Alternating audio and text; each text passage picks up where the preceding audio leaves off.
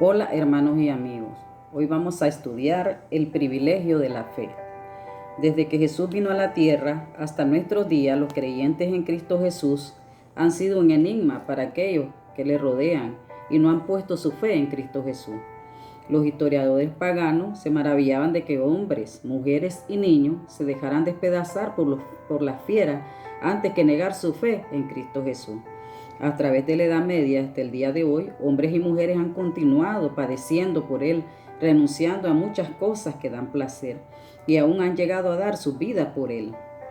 Vamos a ver por qué es un privilegio, por eso es un privilegio esta fe. Porque la fe es un encuentro espiritual con Cristo. La respuesta no la da el propio apóstol Pedro en una carta dirigida a los cristianos del primer siglo, escrita unos 30 años después de la resurrección de Jesús, a un grupo de creyentes perseguidos. El apóstol les recordó que la tenacidad por el amor al Evangelio era posible porque habían encontrado a Cristo. Miremos lo que dice Primera de Pedro, capítulo 1, versículo 18, que dice así la palabra: sabiendo que fuisteis rescatados de vuestra vana manera de vivir, la cual recibiste de vuestros padres, no con cosas corruptibles como oro o plata, sino con la sangre preciosa de Cristo, como de un cordero sin mancha y sin contaminación. Estos eran creyentes que habían encontrado al Señor, aun cuando no le habían visto en su cuerpo resucitado. Si tomamos en cuenta que solo unas cuantas personas vieron a Jesús resucitado en sus diferentes apariciones, comprenderemos la forma en que estos creyentes encontraron a Jesús. Miremos como segundo punto cuál es el privilegio de la fe, porque la fe requiere evidencia. En la misma carta, el apóstol Pedro exhorta a los creyentes a estar preparados para presentar defensa con mansedumbre y reverencia ante todo aquel que le demandare razón de la esperanza que había en ellos. Miremos Primera de Pedro capítulo 3 versículos 15 y 16, que así dice la palabra: santificad al Dios el Señor en vuestros corazones y estad siempre preparados para presentar defensa con mansedumbre y reverencia ante todo el que nos demande razón de la esperanza que hay en vosotros, teniendo buena conciencia para que en los que murmuran de vosotros como de malhechores sean avergonzados los que calumnien vuestra buena conducta en Cristo. Esto trata de nuestro testimonio como hijos de Dios. Tenemos que defendernos con mansedumbre, siempre con la sabiduría que es la palabra de Dios, como se defendió nuestro Señor Jesucristo, que es nuestro máximo ejemplo. Siempre encontraremos personas que murmuran mal de nosotros, pero nosotros tenemos que tener buena conducta, como nos enseña el apóstol Pedro, para que ellos sean avergonzados y queden como mentirosos. Tenemos que dar evidencia de nuestra manera de vivir.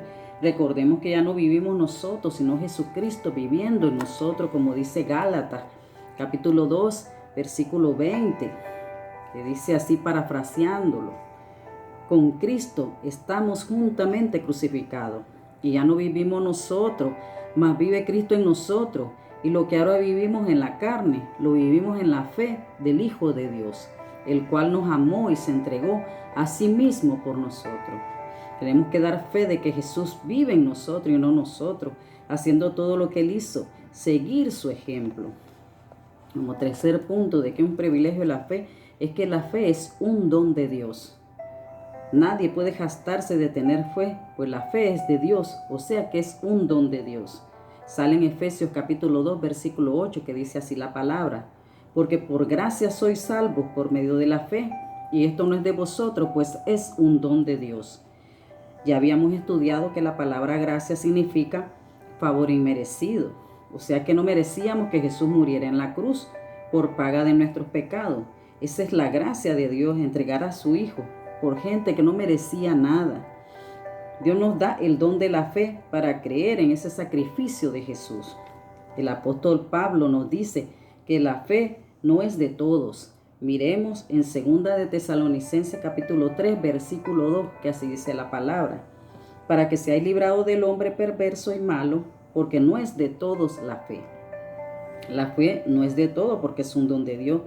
Después que Dios depositó la fe en ti, es tu obligación tener atención, un profundo interés y una buena voluntad, recibir la palabra con toda solicitud, escudriñando las Escrituras, porque la fe viene por el oír y el oír la palabra de Dios, que sale en Romanos 10:17.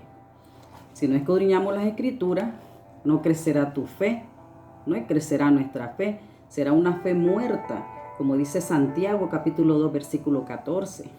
La fe necesita ser confirmada o fortalecida mediante la exhortación de la palabra de Dios. La fe está expuesta a pruebas causadas por la persecución del adversario, y esta fe debe triunfar sobre las pruebas. La fe firme proporciona consuelo y gozo a otros, especialmente a los siervos de Dios. Y esta firmeza en la fe es la que perfecciona. Y para esto tenemos las Escrituras. La fe perfecta dará frutos del Espíritu Santo, sobre todo el del amor. Este será más abundante. Esto hará al creyente vivir en la luz de la esperanza bienaventurada de la venida de Cristo. Vamos a ver como cuarto punto, porque es un privilegio la fe. ¿Por qué? Porque somos bienaventurados por la fe. Existen en la enseñanza de Jesús 8 bienaventuranzas para quienes la entienden y se hacen dignos de ellas. Pero existe una 9ª bienaventuranza que la incluye a todas. Fue pronunciada por Jesucristo resucitado en una declaración al escéptico Tomás, cuando éste se arrojó a sus pies llamándole Señor mío y Dios mío, en donde Jesús le contesta, porque viste, Tomás, creíste. Bienaventurados los que no vieron y creyeron, que sale en Juan capítulo 20, versículo 29. ¿A quiénes se refería Jesús en esta declaración en pasado? A los judíos de sus antepasados que no tuvieron ocasión de presenciar cuán ocurrido y glorioso suceso de su resurrección. Podemos creer que la expresión tiene un alcance mucho mayor, tanto en el pasado como en el presente. En el pasado se refiere indudablemente a los héroes de la fe, que teniendo evidencia mucho menos seguras y escasas que la de los apóstoles en aquella gloriosa mañana de la resurrección, no obstante, se adherieron a la luz espiritual que tenían y constituyeron aquellos héroes de la fe, que cita Hebreos capítulo 11, versículo 38. La declaración establece un principio que abarca el pasado y el futuro, y en las dos acepciones ha constituido el plan de Dios de todos los tiempos. En los días de Jesús, muchos procuraban ver señales y milagros para creer que el carpintero de Nazaret era el Mesías prometido. Pero Jesús se negaba aquella fe sin pocos esfuerzos por parte de los judíos. Jesús admiró la fe de los extranjeros y la alababa, como el caso del centurión de Capernaum, que sale en Mateo capítulo 8, versículo 5. Asimismo, el caso de la mujer sirofenicia, fue probada su fe, ¿verdad?, por medio de nuestro Señor Jesucristo. En Marcos capítulo 7, versículo 26. Pero a los tradicionales de su propia nación declaraba Jesús: si no viereis señales y milagros, no creyereis. En Juan capítulo 4, versículo 48. ¿Verdad? Nuestro Señor Jesucristo se agradó de la fe de la mujer sirofenicia y del centurión. A él le agradaba la fe, como ellos se esforzaron por tener esa fe. Ahí andaba esa mujer detrás de Jesús, escuchando su palabra, y a través de esa palabra iba creciendo su fe. Ella anduvo en cada una de las prédicas de nuestro Señor, agarrando fe, agarrando. Así tenemos que estar nosotros, escudriñando las Escrituras, yendo a la iglesia, escuchar palabra para que nuestra fe crezca. Así como esa mujer sirofenicia, a través de las adversidades, ella andaba ahí, a través de las aflicciones, ella ahí andaba, creciendo su fe cada vez más y más, hasta que consiguió su milagro, hasta que consiguió lo imposible, que nuestro Dios es experto en lo imposible. Y cerramos que sin fe es imposible agradar a Dios. Sale en Hebreos capítulo 11, versículo 6. Así que procuremos alcanzar esa fe que agrada a nuestro Padre, sabiendo que seremos probados, así como Jesús probó a la mujer sirofenicia. Si usted le pide a Dios que prepare su fe, ¿verdad?, tiene que prepararse para tener esa fe primero, ¿verdad? Pasará por aflicciones, para ser cada vez más maduros. Pero cuando ya la hayamos alcanzado, seremos como Moisés, que él no se sentía sin salida cuando estaba entre el mar Rojo y el faraón. Él sabía que para Dios nada era imposible.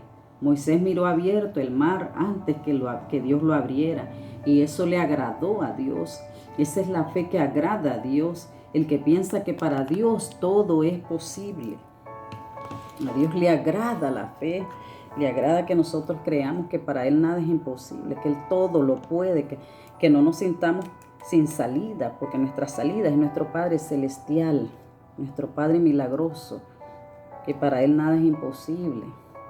Espero me hayan entendido esta pequeña reflexión. Espero me disculpen la dilexia como siempre, pero creo que me entendieron. Me expliqué bien lo que quiero dar a entender. Dios bendiga a su familia, bendiga a todos los que toquen sus manos en el nombre de Cristo Jesús, y los llevo a todos en mis oraciones. Gracias por todo. Amén.